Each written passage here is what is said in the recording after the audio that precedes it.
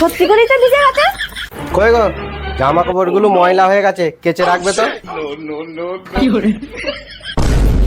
ওর বউ না হয় যদি ঘরের কাজের লোক হতেন ভালো হতো, একটু সব রেস্ট পাবো না।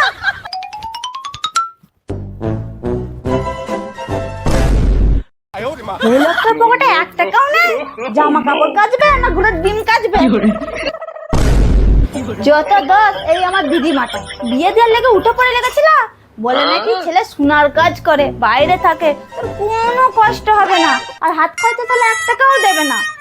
একটু যে পকেট ঝেড়ে রাখবো, ওতেও 1 টাকাও নাই। আজকে আসুক, ওকে দিয়ে জামা কাপড় ধোয়াবো।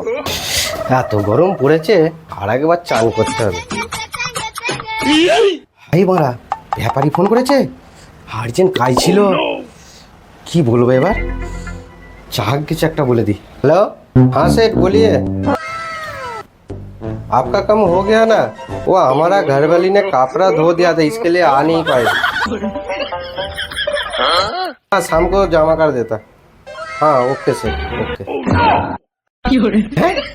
ये तो কিছুই ধোয়াধুয়ি করে না, এ তো মহারানীর মতন ঘুমোচ্ছে। দাঁড়াও, তোমার হচ্ছে।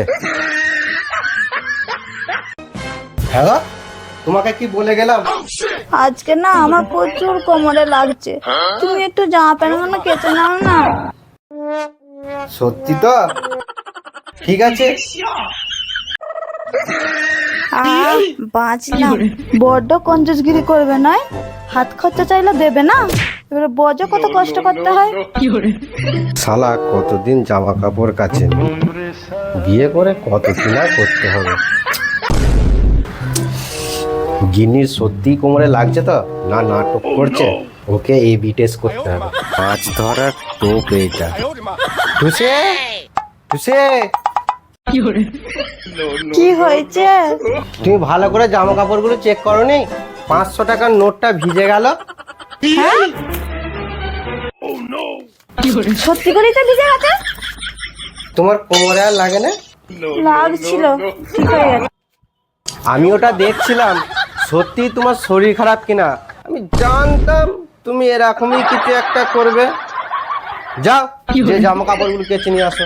দাঁড়াও, তোমার হবে পরে।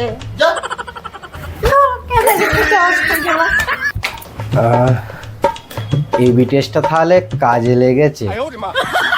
সোনাওয়ালা ছেলেদের পেটে না বিদ্যে থাকতে পারে, ঘটে ঠিক বুদ্ধি আছে, তবেই তো এত সুন্দর সুন্দর কাজ করে।